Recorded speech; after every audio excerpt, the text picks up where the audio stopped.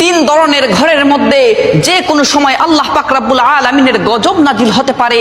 এই তিন ধরনের ঘরকে আল্লাহ পাক রব্বুল আলামিন বড় অপছন্দ করে থাকেন। এক নাম্বার হচ্ছে যেই ঘরের মধ্যে নারীর আওয়াজ পুরুষের তুলনায় উচ্চ হয়ে থাকে, সেই ঘরের মধ্যে প্রতিদিন 70,000 ফেরেশতা লানত পাঠিয়ে থাকে।